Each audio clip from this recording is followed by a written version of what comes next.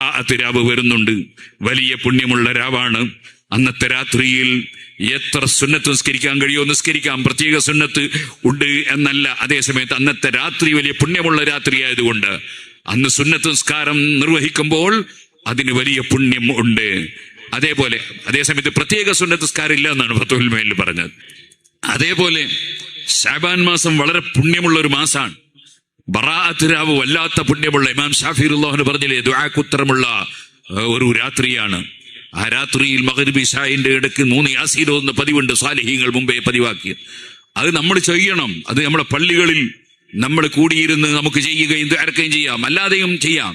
അങ്ങനെ യാസീൻ ഓതണം. അന്നത്തെ ജമാഅത്തൊന്നും നഷ്ടപ്പെടുത്തരുത്, സുന്നത്ത് നിസ്കാരം നഷ്ടപ്പെടുത്തരുത്. അള്ളാഹുവിനോട് കരഞ്ഞ് പറയാനുള്ളൊരു രാത്രിയാണ്. കരയാൻ എത്ര വിഷയങ്ങളുണ്ട് നമുക്ക്.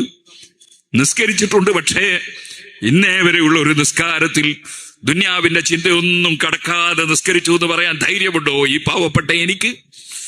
നമ്മുടെ നിസ്കാരത്തിന് എന്തെല്ലാം അപാകതകളുണ്ട്. അള്ളാഹു അവന്റെ മഹ്ലായ ഫദ്ൽ കൊണ്ട് കബൂൽ ചെയ്യട്ടെ. അതുപോലെ നമ്മുടെ അമലുകൾക്ക് എത്ര അപാകതകളുണ്ട്.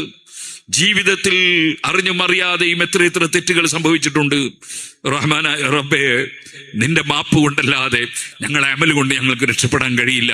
ഞങ്ങൾക്ക് എല്ലാവർക്കും ഞങ്ങളെ വിട്ടുപിരിഞ്ഞ ഉമ്മ ബാപ്പമാർ, ഉസ്താദുമാര്, ശിഷ്യന്മാര്, സ്നേഹിച്ച ജനങ്ങൾ, സഹായിച്ചവര്, സഹകരിച്ച